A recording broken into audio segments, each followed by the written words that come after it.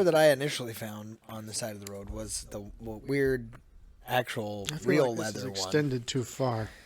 It's definitely out there. Because I don't know. I guess move the whole thing closer. I kept trying to tell you about that product and the fact that it just wasn't good for you, but you insisted. Whoop! I can't. Back myself into a corner. Has it been longer than 5 hours? There we go. Anyway, the one that your thing. Don't get closer to me. I don't want to extend my thing. I think I've made that clear. I don't want you closer to me though. Well, don't stand too close. Perhaps that's why yours is extended. Okay, am I better? Oh, I might be too close now. No, but that one was real leather. It just was slightly buggered because of the cat or whatever that had gotten hold of the back end of it. But I still think I can just put some Oompa down its pants and call it Mahalo. No, I mean, you'd have to get just a leather conditioner and just kind of repair it slightly. Would that actually fix it, or would it need more help than that? Well, I mean, it's going to fix it enough for for me. Before I started, because now I don't think I'm going to get up. Time to talk about dwarven ethics. About war what? Dwarven ethics. Oh, dwarven ethics? Sure, we could do that. Because you never That may responded. actually I'm basically, this is me. Oh, did you? I'm going to get my albatross out and hang it around your neck. Okay. I'm prepared. Basically, I'm going to go through the many texts of the past months that have gone unanswered. Wow. And so I'm just going to wring all those out because they were valid topics that never went anywhere. But primarily, it was this one that spawned. We ended up I having. only have 2 texts from you, and they're both the videos about. No, from this freaking week. I'm not talking about this week. I'm talking about forever. Back when my phone wasn't working and none of your texts would come through. Well, you never said that to me. You have a valid point. You never mentioned that. Well, hence why I'm moving. I moved. Yeah, you went back to corporate buggery.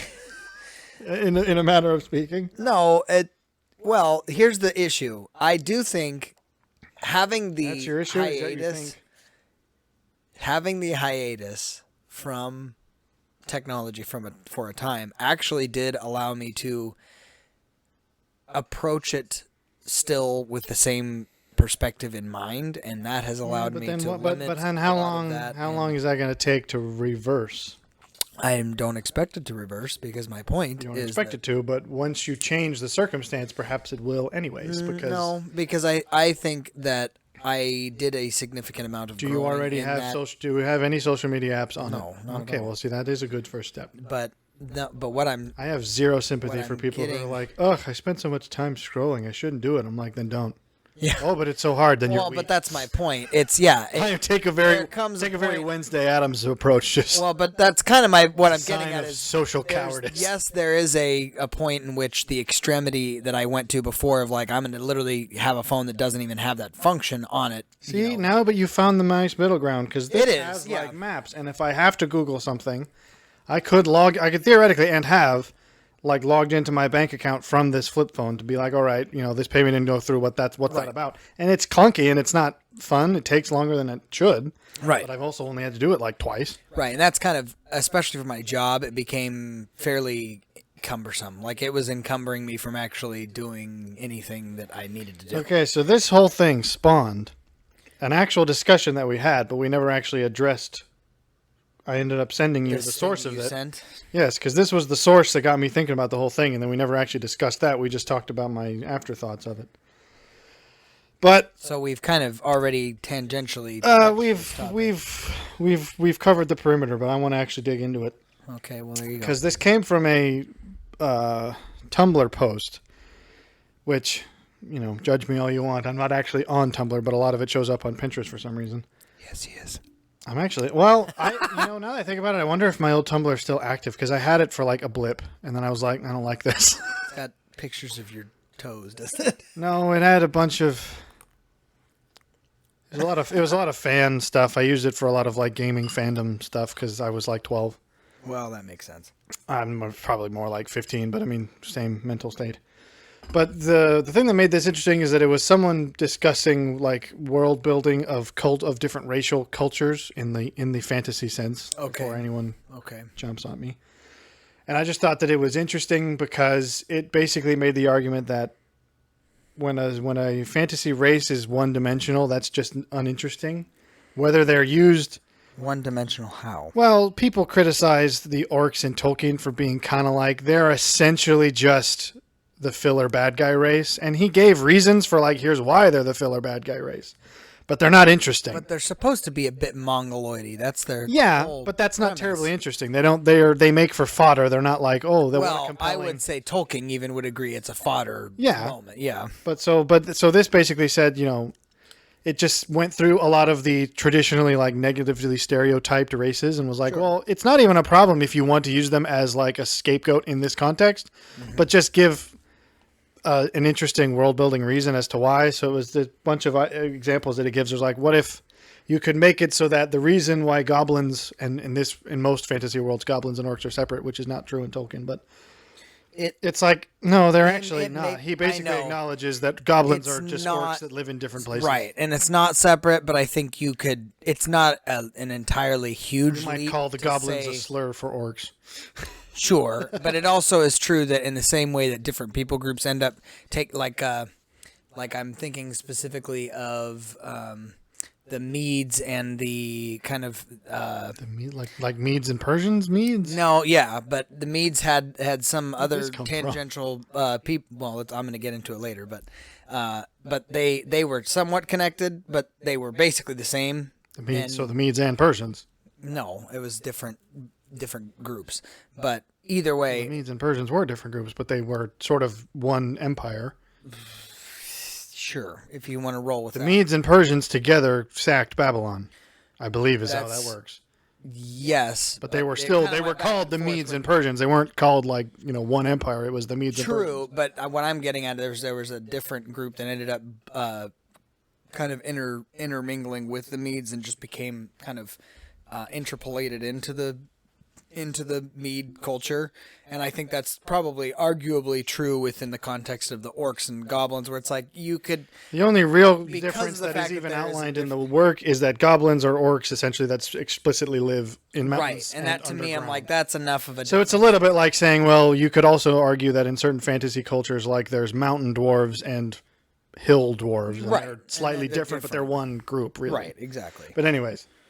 So it just gave several examples of like this is almost like a writing prompt of how you could explain negative stereotypes such a way that the culture feels less one-dimensional. So it's like, well, what if goblins have this reputation for like they're just these sneaking thieves, but what if that's because they tend to live in incredibly small tribes, and so they don't really have a concept of people owning things. It's just like we're essentially just a big family, very sort of ancient tribal thinking.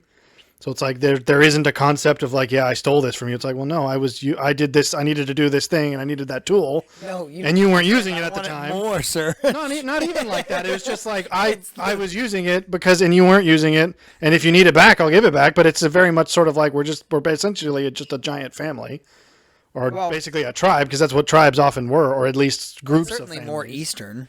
I mean, Eastern perspectives do have it's more steppe. Collective. It's more steppe than strictly Eastern.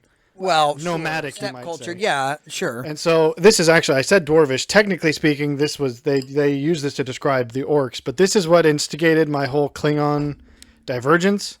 It's because the way they describe orcs in this sounds an awful lot like how Klingons are described, which made me think, okay, if the orcs were like this, I actually would probably be more of like, if I lived in a fantasy race, I probably would be I'd have more in common with the orcs than the dwarves. But that depends, obviously, because like in the Tolkien-esque context, which is what most people would think, that would obviously not be the case, which is why I would be hesitant to be like, yeah, I have an orcish temperament. But anyways, I'll describe... You'd be a northern man. Well, it depends, actually. I saw tribes of humans. I actually saw a video that explained the difference between film Gimli and book Gimli, and how film Gimli falls for a lot more of these stereotypical dwarves as comic relief tropes. Which I found... Where the books are actually like, he's actually much more of this kind of stoic, pensive, contemplative sort of warrior poet. And I'm like, okay, if the dwarves were like that, then yes, I'm like totally 100%. If they're more of the kind of rowdy, gruff comic relief, not so much. But anyways, I want to describe this because this is orcish ethics in action, where it's basically saying that what if the reason for orcs coming across as very cold and standoffish and like we keep your distance and we'll keep ours is that it lays out this whole like spiritual belief that by overcoming challenges in life, that is the way the soul is strengthened for the afterlife. And so to ask for help in orcish culture is like a huge sign of like extreme intimacy, and it's also incredibly vulnerable. So people view them. What you're saying is this would be their reason for the orc sort of stereotype of being gruff and sort of just surly and rude, and they don't offer help and they never ask for any. It's because it's like in their mind to invade on someone else's, opportunity for growth would actually be to harm them in the afterlife. It's like you've deprived them of the challenge of beating this thing on their own. But if they ask for it, it's a sign of very deep like friendship and intimacy. And there's a part of me that's like, I think I just think that way anyways. Where I'm like, I think that way in that I think it's a shame that most people offer unsolicited advice too often. Where it's sure, like, I would go. Let me help you with that. It's like I will go a step further and say I think it's a shame when people ask for help for things they haven't even tried to do. Well, that's certainly true. I'm like, no offense, but this is where people, I don't know, call me whatever. But I'm like, you don't deserve help for a thing you haven't even tried to do yet. That's a fair criticism. 100%. To be like, oh yeah, I came across this obstacle, and I just in my mental assessment was like, well, I can't do this. Well, then that's else. It's either self-deprecation to the point of not feeling, or it's laziness, competent, or it's 100% laziness. Or it's just, I don't want to bother solving this, so I'll rely on 100%. And that's the kind of thing where I find it. Because this is the conflict. Offensive almost. Well, in some ways, this is the conflict that I struggle with. Is that I'm making my problem your problem now simply because I have a kind of a virtue ethic which I attempt to ascribe to, which is like obviously you want to be someone people can count on in a time of crisis. You want to be someone who they know that you will help when they need it. But the trouble I have is my definition of help does not seem to align with many others. So I don't want to be the person who, quote, will help when someone needs it, when their definition of help is like something that I feel they could and should do on their own. The only problem I see with that is because of the whole principle of, on a stoic level, us only being able to control ourselves. You go, I can't change your definition. Well, and I also can't qualify my own ethics based on me saying I have to agree with your assessment of needing help before I help. I mean, that seems a little... Well, no, that's not an anti-stoic, because essentially that's still within your control. Yes. You just have to be willing to say I want to be thought of as a person who will help, and based on your definition, I won't be, and because it's your definition, I can't change it. Therefore, I have to accept that I will not, in your eyes, be viewed as someone who helps. Road though, because I feel like it. No, I mean it's dubious. It's a harsh delineation, but I mean that's the other thing is like I don't think I would have a problem with someone thinking of me as a harsh delineator. It's like these are the standards and I will hold them. It's a harsh it's more than that though, because what you're saying is you have to be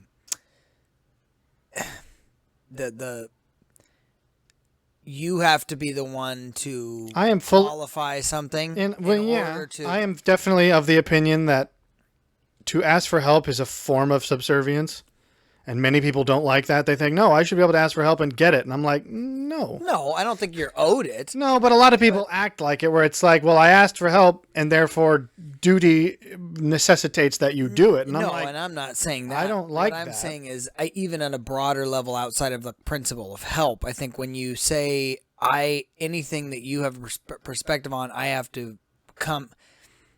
The critique, which I have even heard, because I've described this before, and which is not entirely inapt, is that it puts you in a position of, I'm going to judge your plea for help before I respond, which some people would say is that's not how you ought to do it. It's not even that you ought not do it. I'm just saying it's dubious only in that if you're applying that to all life, that you are somewhat judge, jury, and executioner, and it's like no, that's too far. No, it's because the point is when you This has nothing put to do with yourself crime in or a with well, moral sure, failure. I'm now It's just bringing in a little request. bit of a yeah, sure.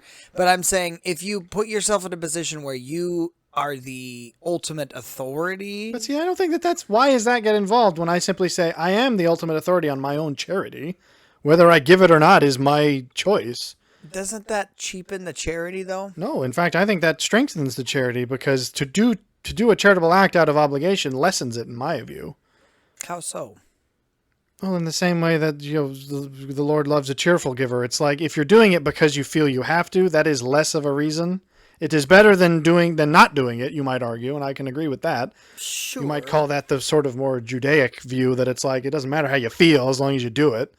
But the Christian view would be actually no, it does matter how you feel. And, agreed. And I would say that yes, to do it and not want to is better than to not do it at all. But to do it of your own accord is, I think, the highest.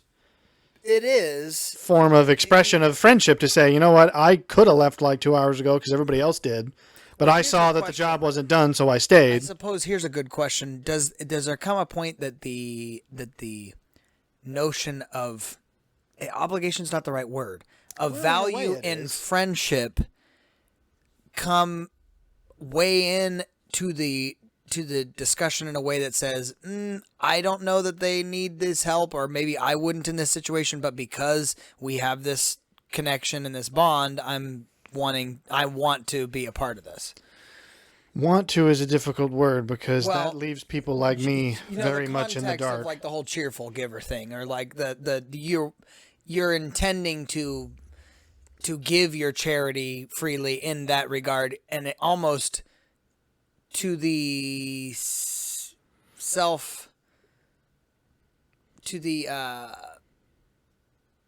selfless kind of, I'm going to actually put aside my own perspectives on this, even though I disagree with the fact that you're asking me for your help.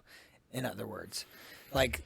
But see, even then, I feel again I resort to a sort of Klingon view where it's like, okay, there is a hierarchy of duties to say, okay.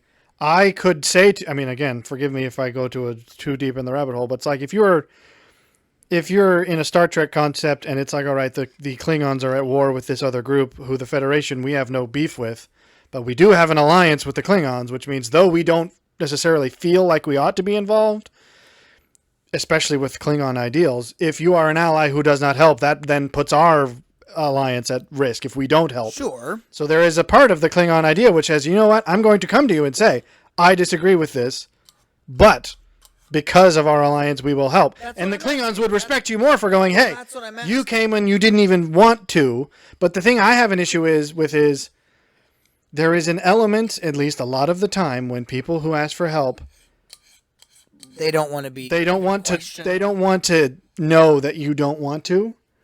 Because it's a very they don't want to hear feminine aspect of you should. It's a little bit of the. Well, it's a bit of an unfair idea that says it's like, well, yeah, you may have done what I asked, but you did it in a curmudgeonly. Well, and even then, okay, begrudgingly manner. And there's a spectrum of validity to that, because if you're gonna help someone and just be rude and like actually like hurling abuse the whole time, being like, this is so stupid, I shouldn't be here, then yeah, I'd say you'd be better off at home because you're actually making things worse. Yeah. But there is a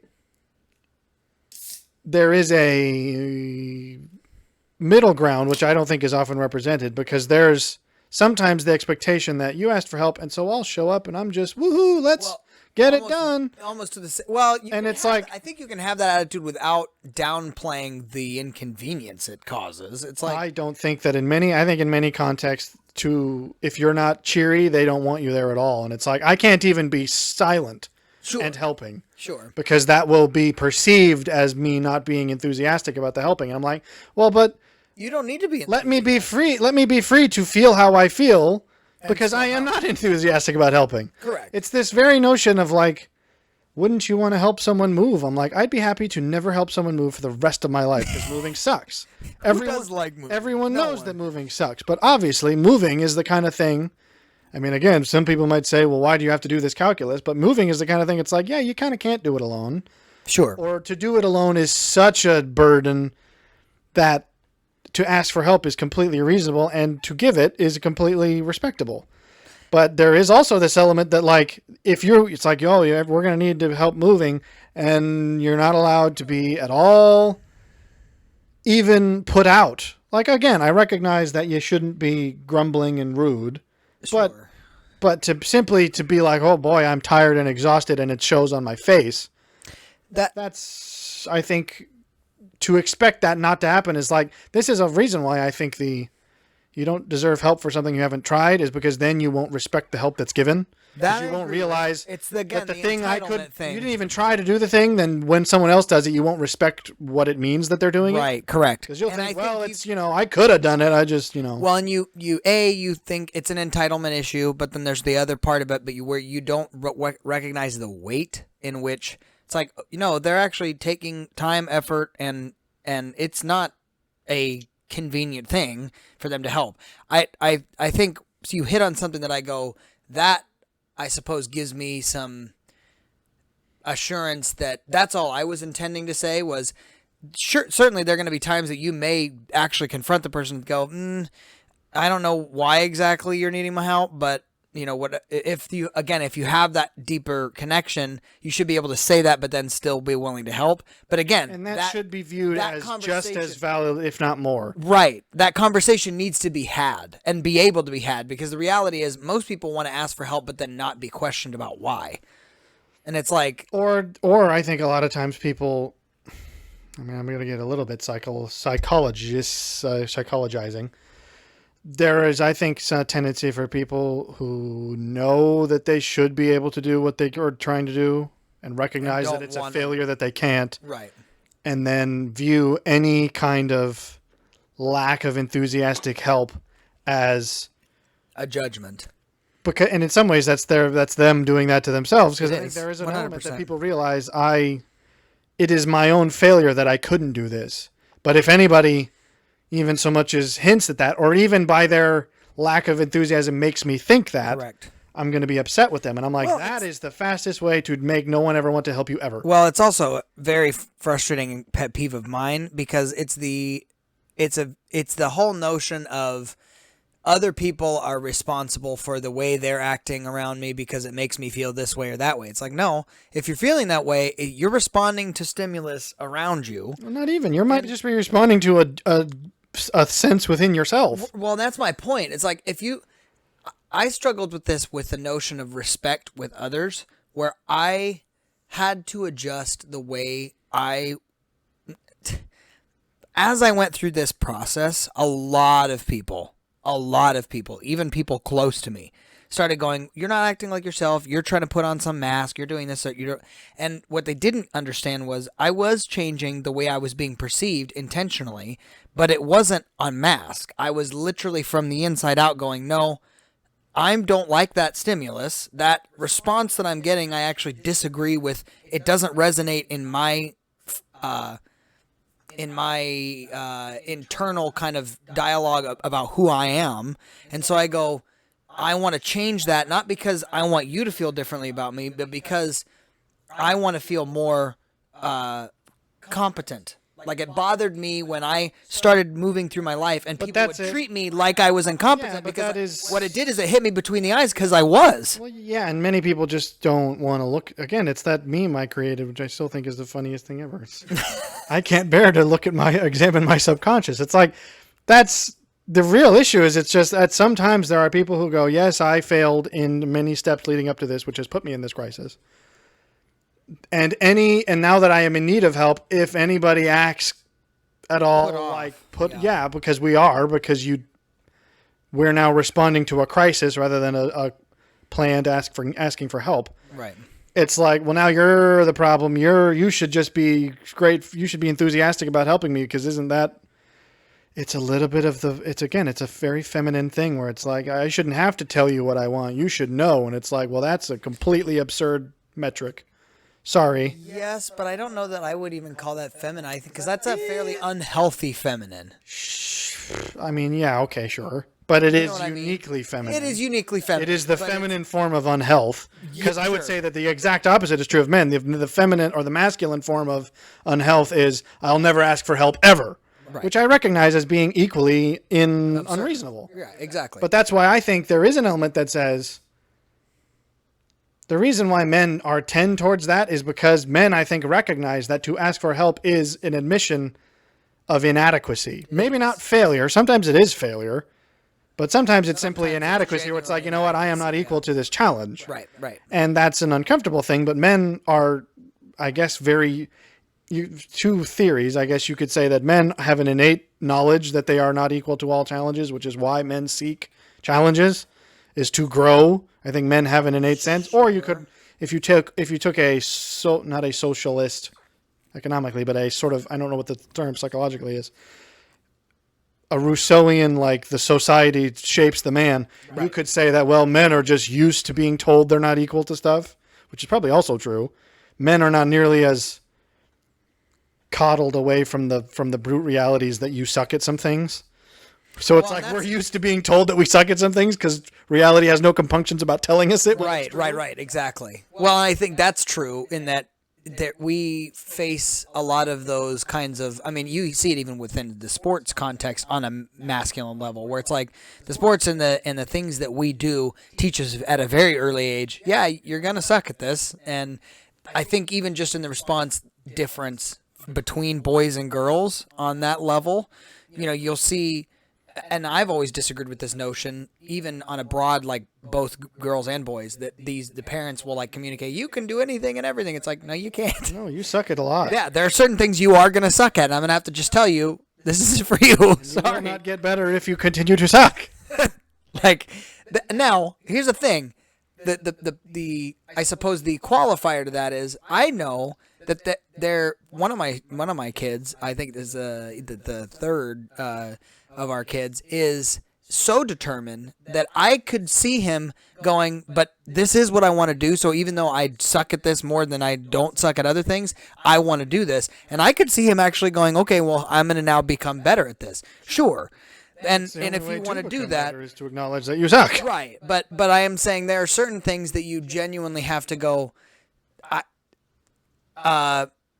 actually, the podcast that I'm going to bring up later, he talks about this, but he initially, before he did this particular podcast, he was going to start a article, like a journal, and he said, I had all this passion, it was before the technological age, and he said, I had all this passion, I was starting to do all this stuff and put all these things together until some unfortunate adults had to come and burst my bubble and go, okay, but do you realize about what the distribution and all this other stuff that you're gonna have to do, and all the actual costs of sustaining this consistently, and it's like, and he hadn't considered those things, and unfortunately it did kind of shut the project down. But he said in the best way, because what I realized is what I was wanting to do wasn't gonna work, and if adults aren't willing to do that for kids, but adults aren't willing to do it for the other adults or themselves. Well, and that's the thing to themselves. How much more are we going to not do it for our kids if we're not even willing to do it to ourselves?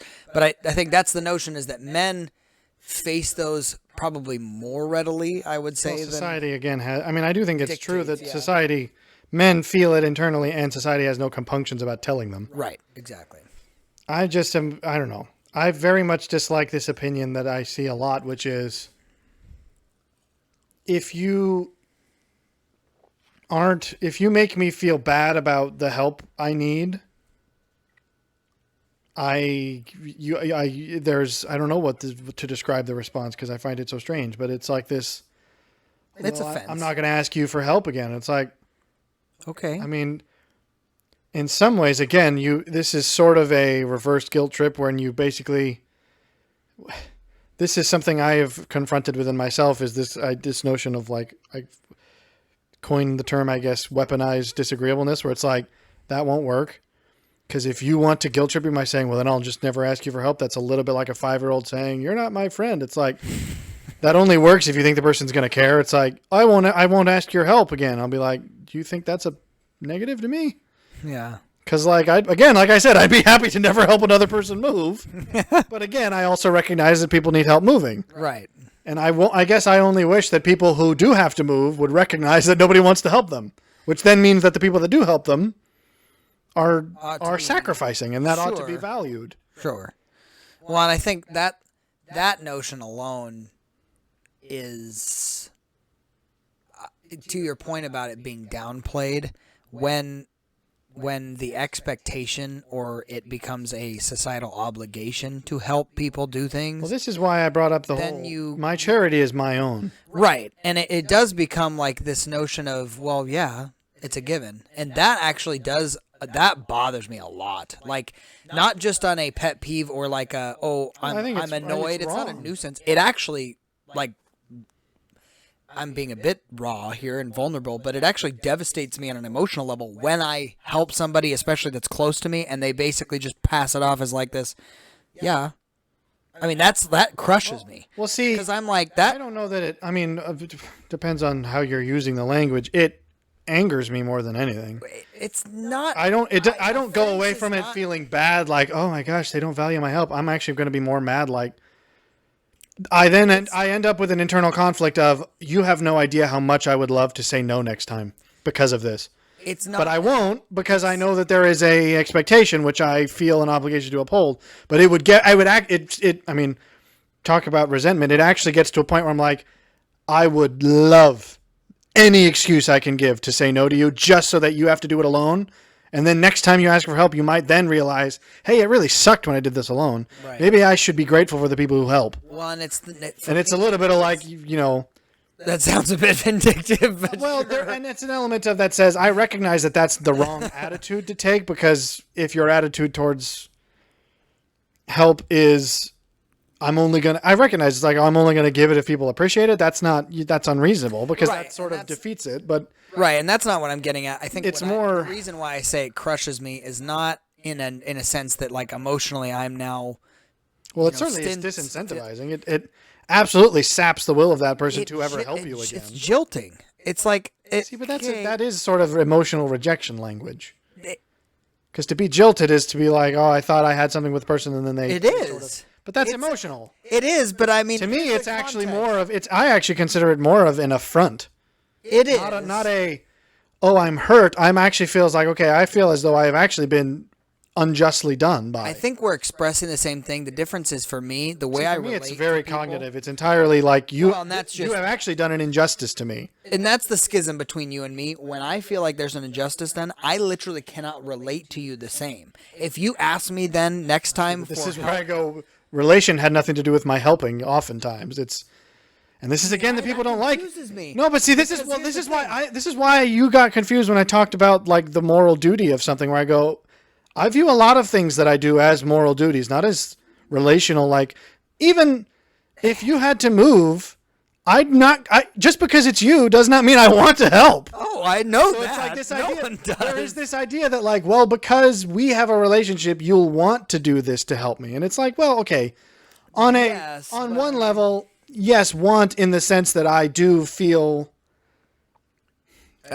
there are because duty has two forms, where it's like, okay, sometimes you do your duty because of a sense of like, I really don't want to, but I feel that I must. Too. It's a loyalty. Not even that. Sometimes it is purely like, I actually feel as though my sense of virtue necessitates I do this, no matter how much I don't want to. And then there are times when you say, okay, I obviously don't want to do the activity, but I do want to. Duty is weird because you can do it volitionally or not.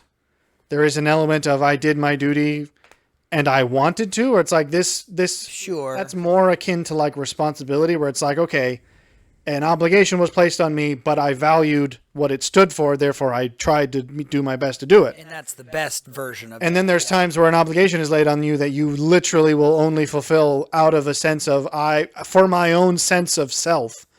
I would be devaluing my own sense of myself by shirking this obligation, no matter how much I don't want to do it. So in some sense, it's more of the like, I'm doing this for my sake, not for yours, because I have a sense of who I want to be. And that one doesn't bother me either. I think, unfortunately, there's a third option, which is that some people feel an obligation meaning, taking the meaning that because it's expected by the collective, it must be done. And that's where I go, you and I both are in agreement in that regard, where I go, no, that shackle's been thrown off a long time ago. It doesn't even have much of a collective. If someone asked me for help in such a way that that said to me they were like expecting it, I'd be put off. Not to That's say what that I I mean. wouldn't do it, but I'd be a little like, that's I don't kind of know. rude. I'd be far more. It would depend on the nature. If it was like a colleague at work who came up to me with that kind of expectation, I'd be like, you've grossly overvalued our connection. If it's a family member, you're like, okay, I'm obviously still going to do it. Relational thing. I mean, even you just. Yeah, but said even it's a then I would. connection Yeah, thing. but then I would say no, because that would determine whether or not I do it. Like if it's someone at work, I'm like, I'm not even going to. Like Yeah. I don't have a moral obligation Right. to do this. With family, it's like I really don't want to do this, and I am only doing it because of the moral obligation, not because I'm 100%. like I Well, value when I say you and I moral want you to feel obligation, supported. I It's like no, I value the virtue that I am attaining or trying to attain. See, and I don't know. I think, but are there moments that you, again, not because you don't, but not because you literally are delighted to come out and help somebody move at the crack of dawn, but to say there's certain relation, like, okay, so I'm going to put it in a romantic context temporarily. Say you're dating somebody and That you're. throws a wrench, and I'll say that from the beginning because Sure, that's. I know you've got some baggage there, but I'm just not saying. even. But I'm saying, well, you do, but sure. How you do, lass? but That's not. But okay, maybe. But that's unrelated. If that's your point. Sorry, no, it's not my point. The issue for me is if you do that, yes, partially because of moral achievement, if you want to call it that, or attainment, but also because on a relational level, there's a communication of value there. That's like I'm telling you. This is where that it's that's meaningful for me to communicate this to you. Well, but see, that's the kind of thing where I fully believe that. But see, this comes right back to my perception because maybe it's not help. Maybe it's. I mean, future projection where it's like, okay, you know, my wife wants to do this thing that I really don't want to do, but you know, she wants to do it, and I would feel good to be able to say I did this because it was important to you. Right. There are times when even that's deemed as like, oh, I don't want to do it if I feel like you're forcing yourself to do it. You have to want to do it. That is the crazy. That's totally unfair. Yeah, 100%. That's crazy. You should value the fact that I didn't want to do this and did it. Correct. Not to say that like, oh, you should. And again, you shouldn't be holding this perspective of like, oh, you're lucky I'm here. You should be fawning. Right. You should be fawning over me for doing this. But it's like you should know me well enough to know that I didn't want to do this. Correct. And did it anyway. And that I love still you. did it. Yes. 100%. And but even then, relational aspects like that do throw a bit of a wrench in the works because there is an element that says, okay, in that level of. Oh dear me! Is that we got some kind of a storm warning? It probably is some kind of a storm warning. The rain's been crazy. It's a flash flood. I Yeah. thought that already came. That's terribly loud on my phone. Well, I'm sorry. That's why I don't like technology. Well, we're flooding. Well, we'll probably be fine. Sorry. There is a. It throws a wrench because. I admit to being a very singularly. I mean, this is not untypical for several of. If you read my psychological profile from various tests, this would be the thing that's mentioned. Is it's like I am a very solo interaction type person. So it's like, okay, on the deepest level of emotional intimacy would be. And in some ways, that is a long-term.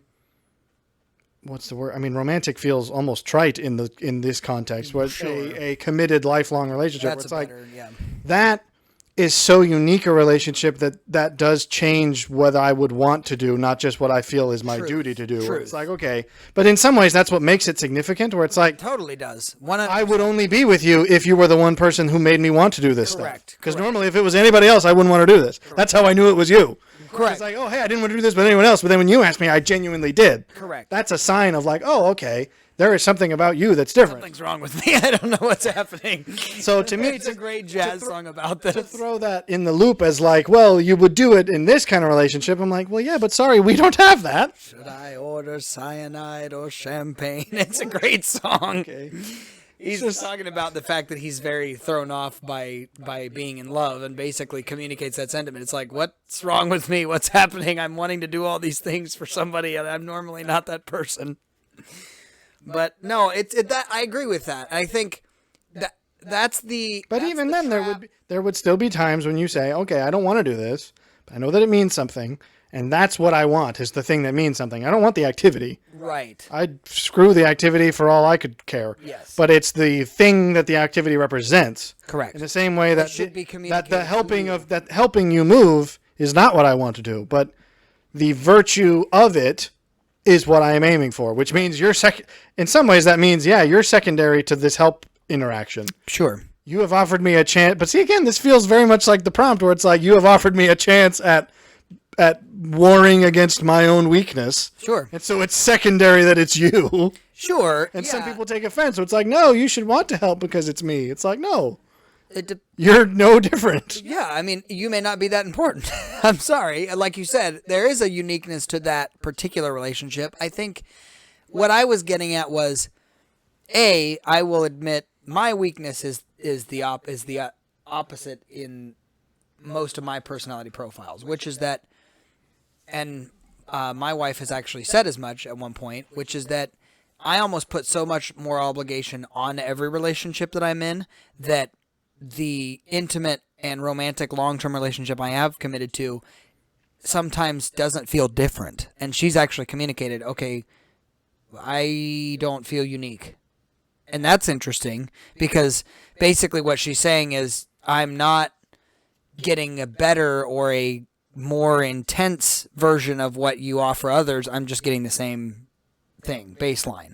And I'm like, okay, what I had to adjust for, and I think specifically in this last couple years, and I'm not going to get into that tonight at all, but I went through We can get out the season pipes and the Shea Lounge. Yeah. I went through a season very much of, I mean, this is going to sound incredibly melodramatic, but very much like a rising from the ashes phoenix kind of moment where you're A going, little theatrical. it is, but it's I colorful. prefer to call such things the winters of life. Sure.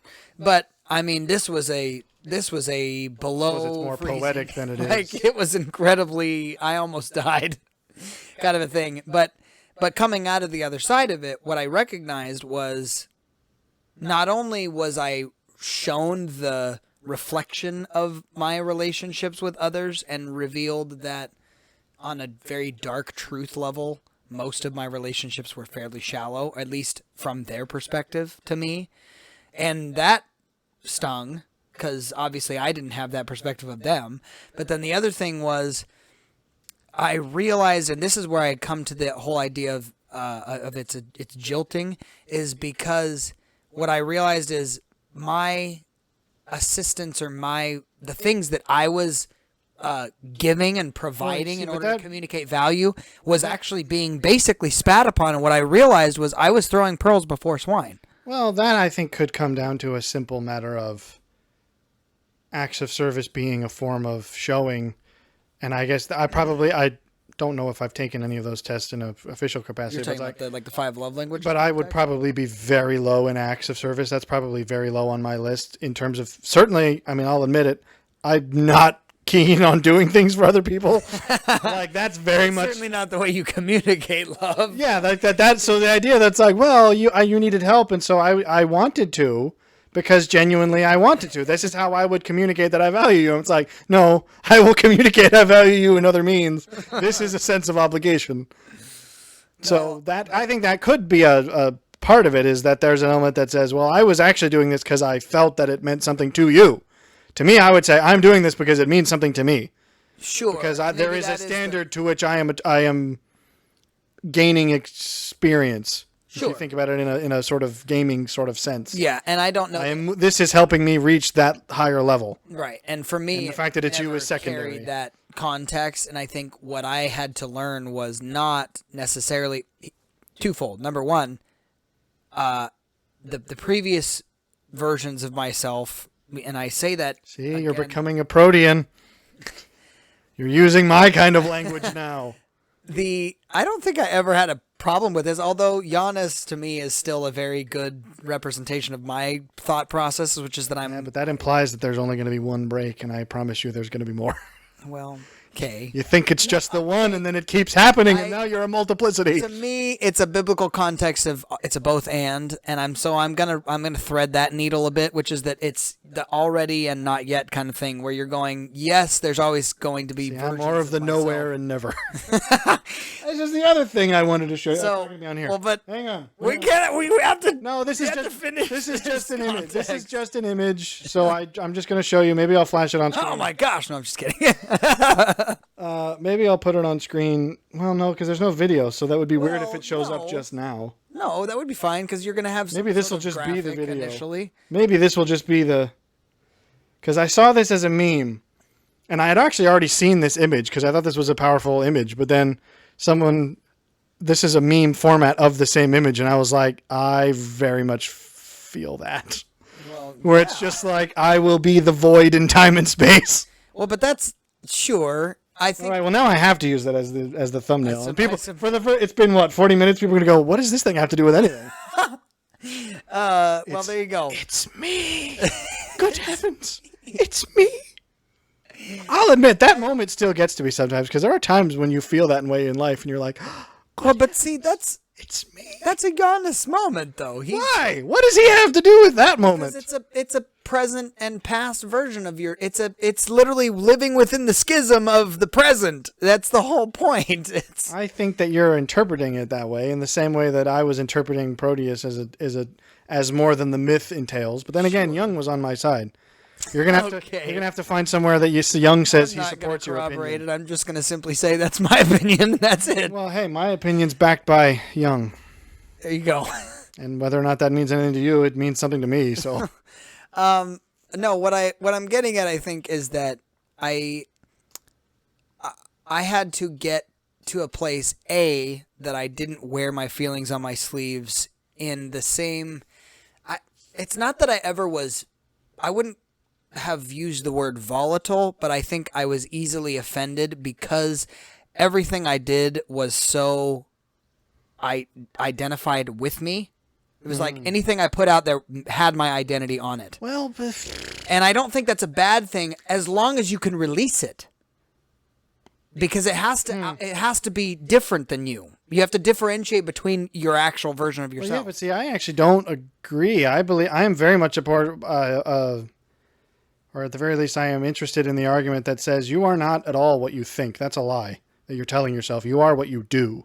Sure. So in a sense, what you do is more you than what you think of you. But when you do something and it comes back to you as not but ash in your mouth and that kind of thing. But it's like it's the idea of literally when you put something out there that, again, to you has been like, do you realize the amount of effort I've put into something like this? And then people communicate to you, yeah, but that's kind of just normal. What that communicates to me is, oh, okay, well, I don't think we're doing this anymore because to me, if I start communicating to you care or trust or whatever it is by what is it called? Investing maybe time, energy, effort into something, and you basically give me the response of that's not anything special or that's not somehow valuable. But see, this is where in my perspective, I find that more offensive, but it doesn't actually change. The feeling, I think, is there the is same. still an essence where I just go, well, sadly, because, and this is where my own standard cuts both ways, is some people take offense at the, like, oh, I can't believe you're helping not just because, and I don't have anything to do with it. It's like, well, okay. But then there is also the same degree to which I go, that now means that no matter how much I dislike you, I am still held to this, which means though you have affronted me before, if you ask for help again, my own sense of duty is like, I'm once again going to do it for me and not for you. In that sense, your morality, your vindication may be questionable, but in reality, mine's a little bit more vindictive because the next time they ask for help, I certainly am going to be a little bit more like, no. Don't get me wrong. I would very much like to. See, I don't know that I. But that's very. But again, there's a stoic element where I just go, what is the reason I would choose to help in this context is because of the fact that there's an external standard to which my relationship with you is somewhat irrelevant. Which means no matter how much I wish that dislike were you, there true. is this standard to which I try to hold. Now, I wish that were true for me. if there is an element to which I go, okay, obviously you could push it to such a degree because I'm not obligated to help every stranger.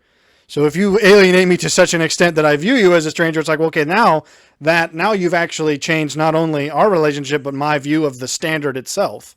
Because my standard applies to certain groups, if only It's because interesting that you I said the can't. word stranger. I think maybe that's the term I would. Well, see, I'm much more. I am very quick to cut ties.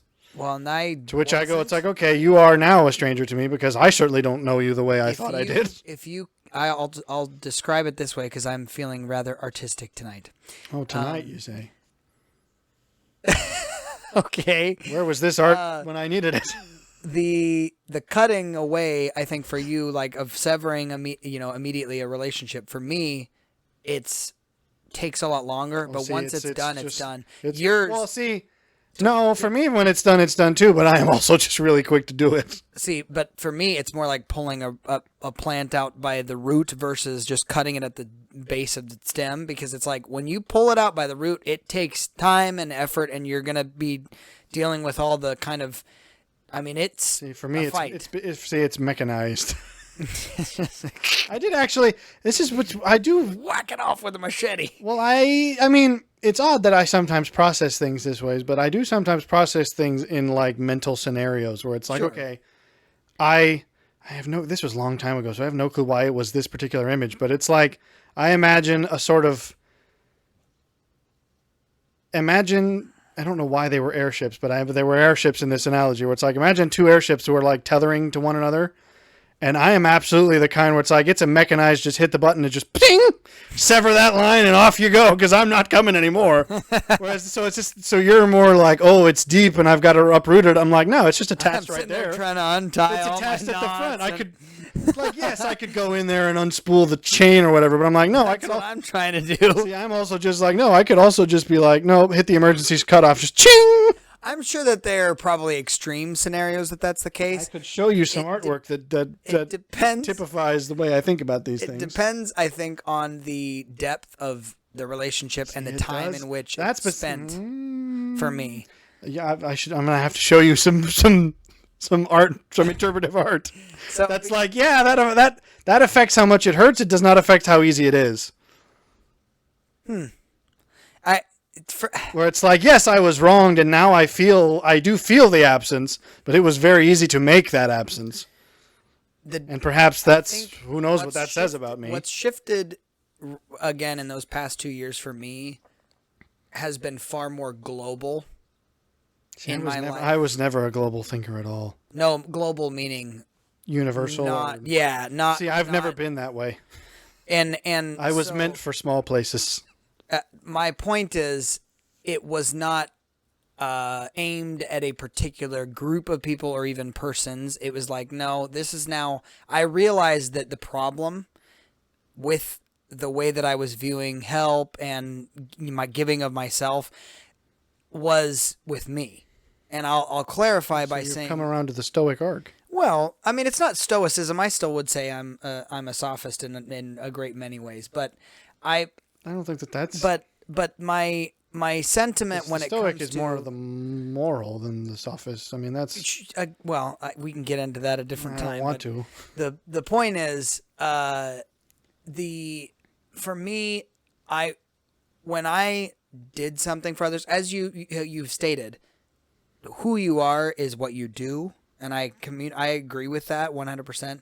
And so when I did things for others or to contribute to the society or whatever it may your be. Your motivation was the more like, again, I think I don't know if you've taken the test either, but I would imagine that is more a love language type thing. It is, but for me, I do genuinely think it's like, no. There's an intimacy of knowing.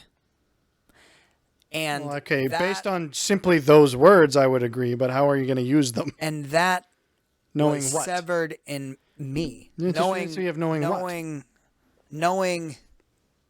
Because I would say there's an intimacy of knowing in that most people don't know me. That's what I mean. But that has nothing to do with acts of service, in my opinion. Well, it's not even the acts of service. Unless you view those as an expressive force of yourself. It is. And I don't. 100%. Well, I mean, okay, I guess it is in the pure sense that it's like, all right, I try to be a moral, virtuous individual, and therefore to help others is part of that. So I do it as part of that, but it is not.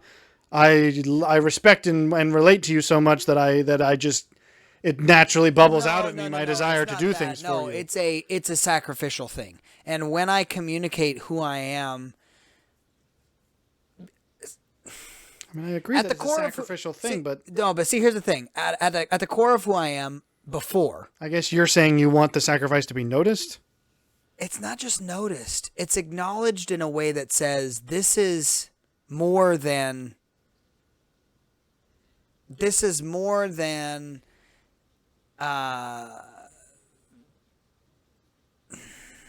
Average. This is more than I should have even received, and yet I've been given it. Because here's the thing: I do everything 100% or more when I go after something or when I'm providing something for somebody. So it's a little bit like if I could pass a class with a B, and I'm going to get the same response with a B from both my academic success as well as the teacher himself versus an A+, and I've literally given it 100% and 10% to get that, why would I even put the effort in to do the other? You know what I mean? And so what you're doing is essentially spitting at that extra and additional effort to me. And so what I realized was there were a great many people in my life that genuinely had a lack of knowing. The phrase jilt is different in my opinion. Had a lack of knowing of who I was. And I was like, there's very few people that actually understand on a core, motivation level who I am. I can name one. And he's in this chair. Well, I would agree, and I've echoed that sentiment. He's in this chair too? Yeah. I don't agree if that's what you're saying. No, I think that's the truth. There is a intimacy that goes beyond just divergence and being able to have fun with somebody and knowing kind of their See, I'm not actually, I don't know that because I would say if I am probably more on that level of getting to know someone and the quality time aspect, where I would say that's why I was curious about your choice of the phrase, the intimacy of knowing, because to me that is the deepest one, is you just go. But does it service isn't a part of that, I guess. But service precedes that. Not unless, I mean, again, if the other thing that's useful to know about the whole love language concept is it isn't just about you, it's about the other person. So you would say, okay, the only way that that's a useful metric is if you both know each other's, because you first need to know theirs in order to recognize when they're giving it. Right. But then you also need to know theirs so that you know how to give it, because many people would think, well, I give, and it's a mutual, because you can't just say, well, you know my love language and you know that me doing this means that, so you need to now value it that way. And there's a degree of relevance to, like, yes, you should absolutely recognize and value. You should recognize your partner's love language in the sense that if they're doing something for you that maybe doesn't mean anything to you, but you recognize that this is their attempt at a communication, that should still be valued for what it is. But on the same level, you need to know, as the giver, okay, I can give it in my own native language, if you want to say, but it will mean more if I give it in yours. It's a little bit, I mean, I don't know who said it, but it was the idea that if you speak to a man in a language he knows, you'll speak to his mind. If you speak in his native language, you'll speak to his heart. Right. 100%. And it's like, I think that there is a sense of duty to, and that was, of course, referring to actual language. But there is a duty on your part to 100%. Say, okay, I recognize that this is your love language you're attempting to communicate in. So though it still should communicate with your mind, where you recognize, okay, I recognize that this is what you're doing, and I will value it because I see that this is your attempt. But I do still think that there is an equal obligation on the part of the giver to say, I'm going to attempt to give in the language I know will reach you the most, because in some ways there's a selfishness to say, if I feel like I'm giving the most love when I do it in my language because it's my language, therefore they need to perceive it that way. I just go, no, at this point you're being selfish and you're just saying, I feel best when I do it this way. 100%. And it no longer has anything to do with the reception. Right. If you care, then then you have to care about the reception, not just the giving. Totally agree. Here's what I found. It would almost be like if you gave someone a crappy gift and then instead of like being, obviously you wouldn't want them to be rude about it, but then getting mad and saying, well, it was the thought that counts. Like, no, the phrase "the thought that counts" matters only to the receiver, in my opinion. Right. It is a charitable thing to say, well, it was the thought that counts when you got the gift. You cannot insist when you're the giver of the gift, well, it was the thought that counts. It's like, well, no, because if no, that means that it was only your own, like, I feel better giving you this, even though I knew you would feel better giving you this. Coming back to, again, a moral obligation where you almost, it's like, well, no, not a moral obligation, a societal obligation. Well, I feel like I need to give you this. Well, there was of all places, this is very random, and I mean, it sort of more pertains to something that was a little while back. But there was a scene, very random, in the show, I don't know who made the show, but it was called The Victoria Show. It was about Queen Victoria and Prince Albert. And it's actually rather compelling because they are characterized very well, and so their relationship is very sweet in many ways. But there's a period sort of several years into their reign when they've got like 7 children, and Prince Albert is sort of going through this moment of, I don't know, strife, personal doubt or whatever. Christ, and so they end up having this sort of physical angst. They have this kind of harsh, like, out-and-out conversation about stuff that's going awry. And at one point, he says something about, like, I am trying to fulfill, my duties to you and to our family and to the greater kingdom as a whole. And she sort of, I forget exactly the language, but she takes sort of an offense at, like, is that all it is just a matter of duty? And he is quite honest in the moment and says, that's all I have right now. And there's an element of sort of that's viewed, and it's fair to view that as painful to hear, but I also think that there's an element of probably painful to say too. But I also think, the show does a good job of saying, yes, it's real and valid for the person to hear that, to be somewhat conflicted about it. Right. But the show also does a good job of showing that, like, no, he is being a virtuous man in this instance by saying, I don't feel any of the happy emotions that you might think a couple should feel. Right. But I do have a sense of duty, which I have to fulfill because I think that matters.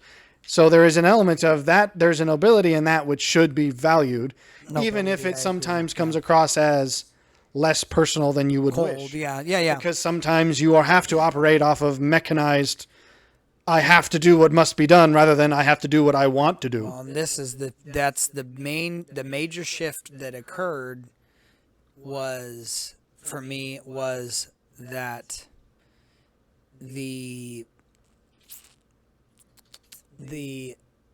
motivation changed maybe from I had to make that shift to the kind of cold, well, that's all I have to give you. Like, because it's not, in other words, so getting back to kind of the language thing, what I realized and what I discovered, this is not just, so there's going to be a tendency for maybe the greater audience here to hear somehow that I'm communicating on a bitter or even like resentful level. I'm really not. This is just something I have come to evaluate on a very objective after the fact level. But what I realized is I am a person that consistently tries to look at other people's love languages within that context and going, I want to speak as many love languages as I can. And if there's a language that I can communicate to you, you know this about me, even like somebody as trivial as like the checkout person, if I recognize on a body language level and I can communicate on a different level that will speak to their heart if they're going through something, I'll do that. But what I recognized was the people that were closer to me and more intimate with me, that when I was doing that and communicating their loving languages, there were very few people, at least within my sphere and circles at the time. I'm not going to say that that's like, I'm just such a unique anomaly that there's nobody like me. That's not what I'm saying.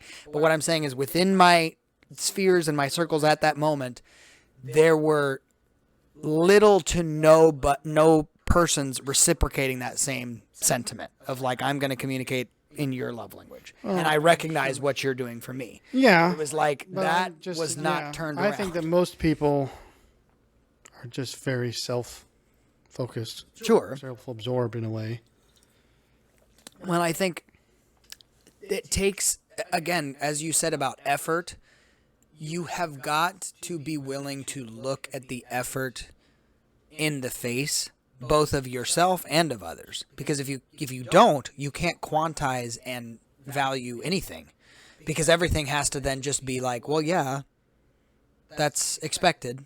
And to me, that cheapens it.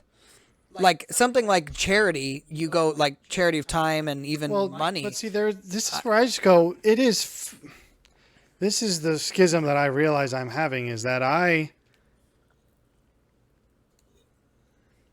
would genuinely say for someone to do something they didn't want to do means more than what I mean. Than that they wanted to do it. Right. Because that's the nature of charity. It's like you're not who wants to give their money away? Right.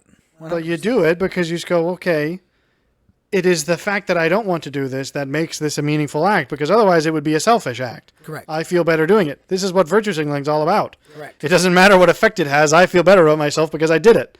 It's like, well, but you've had no effect positively. You've probably had a negative effect, but you don't care because you feel better. If I could venture a guess, most people reading something like The Christmas Carol from Charles Dickens probably they may have missed his point in that it may have come off as this kind of, you've got to give because it'll make you feel so much better. And really what his sentiment was no, you ought to give because you have it to give. And it's better for you as a person. You are a better, like it actually is a restorative act. Right. He was meaning it in the same sense that you talked about as far as moral obligation. When I give something to somebody who is on the street, begging or what have you, I obviously am not giving out of my desire just to throw money away, nor am I giving specifically because I know that person. So it's not a relational thing. It is purely and 100% a moral thing, because if it's more than that, then you actually are the kind of jerk that's just going, well, okay, you're doing it because you're trying to basically feel better about yourself, and you're using him or her as a. Well, if anything, I mean, as much as I'm not really fond of Kant, that's like a major no-no in the Kantian ethic. Right. It's like you're using this person as an instrument of your own flatulation. No, that's the opposite. It's your own self-congratulation. Simply saying, look at how I helped this piece of scum I didn't care about. Well, and that's, yeah. Because that's really true at all. It's like if you're viewing this person as a deposit for virtue. I put in money and virtue comes out. Right, it's like, well, that's a pretty gross view. Exactly. Well, and that's my point. It's like you have to get to a place. I think Dickens did obviously highlight it well in that you're giving not because of the fact that it makes you feel better about yourself, but because they need it and you have it. Why not? It's like purely on a moral level, that's what it is. I don't know that the morality is as simple as they need it, you have it. That's awfully communistic. No, and I'm not. That's in fact quite literally communistic. So there'd have to be some frameworks around that. There is 100%. I think it has to be a matter of you will actually be better yourself. It betters you. Well, and it's whether it betters them or not, you are actually.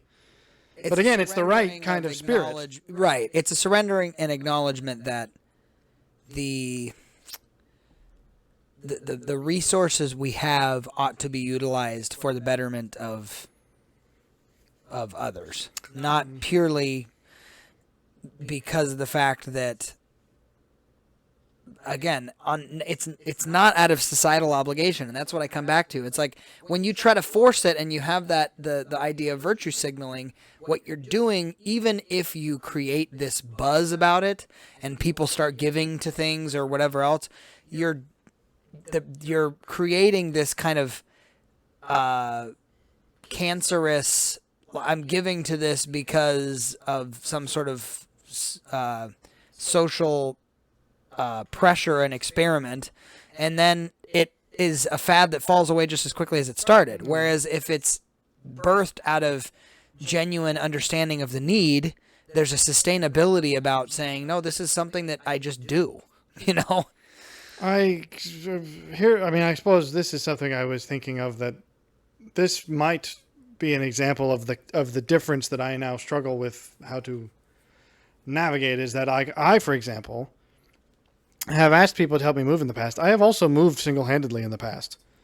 And to me, I do take a certain degree of pride in knowing that's like, yeah, through the course of one work week, moved my entire apartment solo without any help. I still went to work, and it's like, I feel like, I mean, I certainly have pride in myself for that. Say, hey, I met this obstacle and met and conquered it with single-handedly. And I guess there is a part of me that would think that if I were to tell that to someone, they would say, wow, that's, impressive. And I think I'm coming to the realization that it's like, no, people would think, okay, yeah, I guess. Why didn't you ask anyone for help? And I'd be like, you clearly don't see this as the achievement I do. At which point that means that somewhere our evaluations of the various parts of this sort of question are not aligned, which now means I don't know how I can meet your opinion of what help means when we clearly are valuing a personal accomplishment very differently.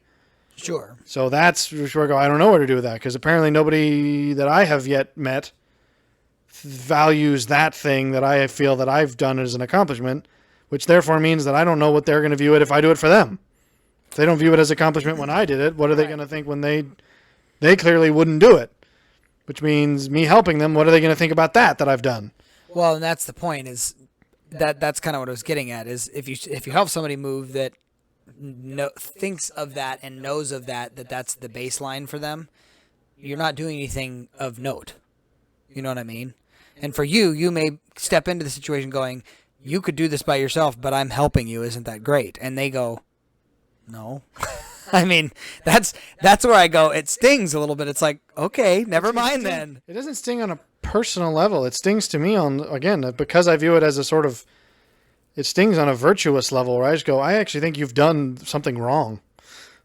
And I know that might seem like heavy-handed language, but I'm like, screw that it's me and you. If I heard that somebody else did this, it is categorically, in my opinion, an injustice that's been done. Injustice might be stronger than wrong. When someone helps and you don't acknowledge it.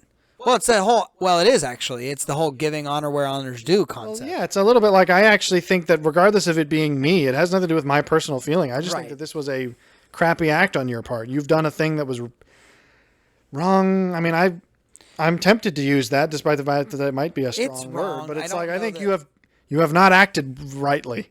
Which, you've not acted if you want to quibble on whether or not that makes it wrong, or if there's a middle ground or whatever, but right, certainly. So it's not a personal slight. It's like, I actually feel as though the proper order of virtue has been cut, displaced. Yeah, has been shoved aside. Mm-hmm.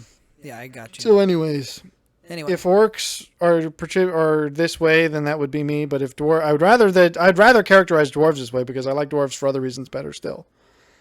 So you have to somehow interpose to my sort of Klingon dwarf into that little union. weird meme that you showed me. It's a kind of Klingon dwarvish. Put a Klingon or a dwarf or a orc if I ever here's what I guess what I'd say is, if I ever wrote a fantasy story, this is how I would characterize the dwarves, and then I would say I am like these dwarves specifically, not just like all dwarves. But anyways, there you go. That's therapy for this, for me. No, that was good. I got into some deep therapy that time. That wasn't just for you. Well, good for you. We both feel therapized. I'm getting a drink before we do anything else.